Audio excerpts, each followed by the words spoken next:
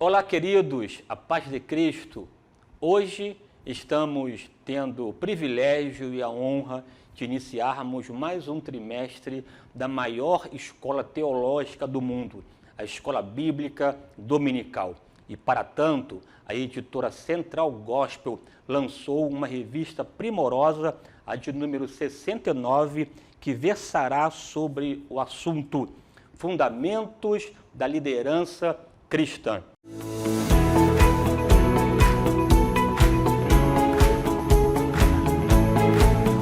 E, para a alegria nossa, o autor da revista é o grande homem de Deus, um exímio professor e expositor bíblico, o pastor Walter Brunelli. Você irá se maravilhar com a revista, com o conteúdo nela contido, evidentemente, de modo primoroso. O pastor Walter Brunelli tratou do assunto Fundamentos da Liderança Cristã usando o método biográfico. Esse método é aquele em que o autor pinça um personagem bíblico, analisa a sua vida e a sua obra, e desta análise ele extrai princípios norteadores de uma liderança eficaz, eficiente e, sobretudo, uma liderança eminentemente bíblica.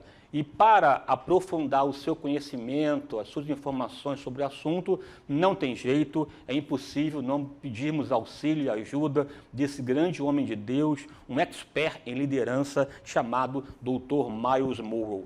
Esse homem de Deus que hoje dorme no Senhor, na minha experiência pessoal, foi uma das maiores mensagens que eu ouvi, um dos maiores pregadores que eu ouvi nessa linha de liderança cristã, e você não pode, de forma alguma, deixar de ler essa obra magnífica, Espírito de Liderança, Dr. Myles Munroe. Você vai aprender nesse livro que todos nós fomos chamados por Deus para liderarmos uma área da vida.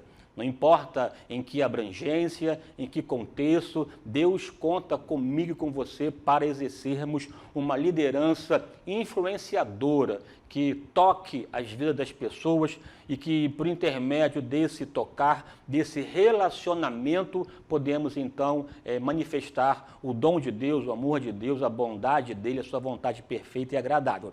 E hoje, aqui, para iniciarmos esse trimestre, começaremos com uma análise da lição 1, que tem por título José, um líder proativo. José, um líder proativo. O texto bíblico básico encontra-se em Gênesis, capítulo 31, versículo 38 ao 44. Depois você em casa faça a leitura desse texto para você aprender como Deus usou esse homem de modo magnífico. E não seria melhor do que começarmos o trimestre analisando esse grande homem de Deus, essa história primorosa, riquíssima, impactante, descomunal, como a história desse homem chamado José. José, você sabe, ele foi o 11º filho de Jacó, com Raquel. Aqui é interessante destacar porque Raquel era a mulher que de fato Jacó amava, e desse amor nasceu esse filho chamado José. José tornou-se, por conta disso, até o filho predileto de Jacó. A predileção marcou o ambiente familiar de José nesse aspecto negativo, porque essa predileção, inclusive evidenciada na capa multicolorida que Jacó deu para José, gerou por parte dos irmãos inveja, ódio, conflitos entre os irmãos, conflitos estes que inclusive desembocaram na atitude inaceitável de que os seus irmãos queriam inclusive matar José.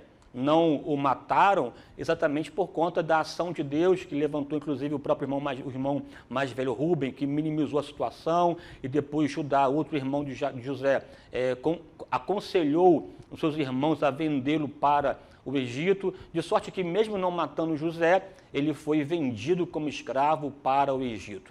E nessa esteira aqui de uma história brilhante, José até nos remete tipologicamente para a vida de Jesus, porque da mesma forma que José foi vendido, também Judas vendeu Jesus. Da mesma forma que Deus usou José como Salvador do mundo, que pode sonho interpretado de Faraó, ele foi nomeado de Zafenat-Paneia, o Salvador do mundo. Jesus também veio a esse mundo para salvar aquele que se havia perdido. Nessa história primorosa de José, encontraremos como ele enfrentou a adversidade e exerceu a sua liderança de modo poderoso, ao ponto de impactar não somente a sua casa, mas também o mundo inteiro, e tornou-se um ícone, um paradigma, um modelo de liderança eficaz quando se permite a ação de Deus. Veja que a história de José é marcada por ódio, marcada por inveja e por injustiça. Ele injustamente vendido como escravo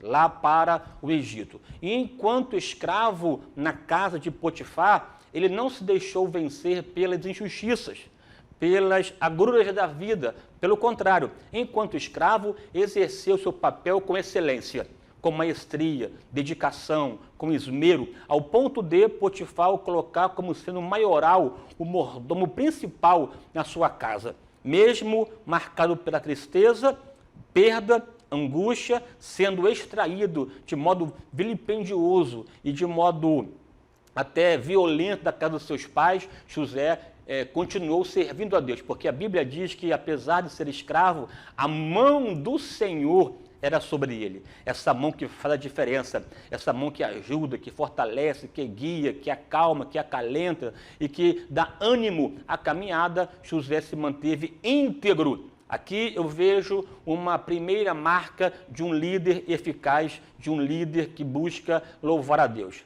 É que em meio à injustiça, José manteve-se íntegro, exerceu a integridade, a honestidade, ao ponto de vencer as tentações que a mulher de Potifar lançou sobre a vida dele. Ele não aceitou coabitar com a mesma, mesmo sofrendo as perdas, as injustiças dessa decisão. No entanto, José sempre quis servir a Deus com alegria e adorá-lo na beleza da sua santidade. Não existe liderança bíblica, não existe liderança cristã se não for, primeiramente, servir a Deus. Liderança, líder eficaz é aquele que decide servir a Deus em qualquer circunstância, em qualquer momento, em qualquer contexto. E José, depois de fugir da esposa de Potifar, ele foi uma vez mais injustiçado e lançado na prisão. E na prisão, para surpresa nossa, ele continuou servindo a Deus. Continuou fazendo com excelência o trabalho a ele confiado. Porque um líder de verdade é aquele que executa, realiza da melhor forma possível, de modo proativo, aquilo que vem às suas mãos.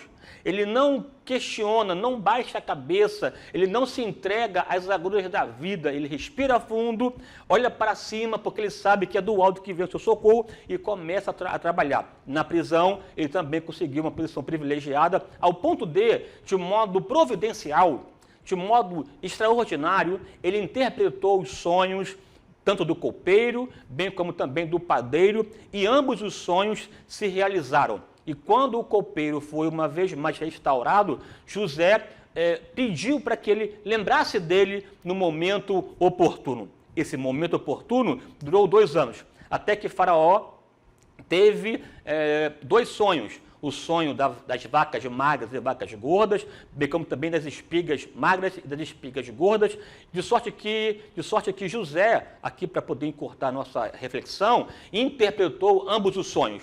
E pós-interpretação, José ofereceu uma ideia, sugeriu uma ideia de como administrar aqueles momentos de fartura e de escassez. Faraó fez uma das belas declarações. Nele, em José, havia o Espírito de Deus. Em quem encontraríamos tamanha excelência nesse em que há o Espírito de Deus. Então você veja que José ele tem uma marca interessante. Ao mesmo tempo que ele manteve-se íntegro em todos os momentos da sua vida, até ser por Deus exaltado, ele também exercia no coração uma marca importante, a marca do sonhador. Falar em José é falar em sonhos. E é muito bom e é necessário que um líder eficaz carregue no coração sonhos, visões, projeções em relação ao futuro. Especialmente quando tais revelações, ou melhor, tais sonhos, estejam sintonizados, alinhados com uma revelação de Deus. Lá, enquanto jovem, José teve 2 sonhos. O primeiro, ele viu que as espigas dos seus irmãos se inclinavam em relação a ele, e também viu depois que o sol e a lua e as estrelas também se inclinavam diante de José, já projetando que Deus iria, no tempo apropriado, no tempo oportuno, exaltá-lo. Porque a Bíblia diz assim: humilhai-vos debaixo da potente mão de Deus, porque no tempo oportuno ele vos exaltará. Depois de muitos anos de penúria, sofrimento, humilhação, escravidão, Deus exaltou José e o colocou como sendo governador no Egito para a glória de Deus. E para fechar a minha reflexão, uma das marcas mais primorosas de José, além de carregar em si a expectativa de um futuro promissor, ele era uma pessoa capaz de perdoar. Depois que seus irmãos o reconheceram e por conta disso ficaram aterrorizados, José liberou uma palavra de perdão, entendendo que o que acontecera com ele foi exatamente vontade de Deus, de sorte que um líder promissor entende e compreende que as demandas da vida são elementos que Deus utiliza para forjá-lo para o tempo oportuno. Então você, ouvinte, você, nosso amigo, está aqui nos ouvindo, eu quero dizer para você, não se abata, não se entristeça, Deus irá te projetar e você glorificará aquele que vive e reina para sempre. Deus te abençoe, até a próxima.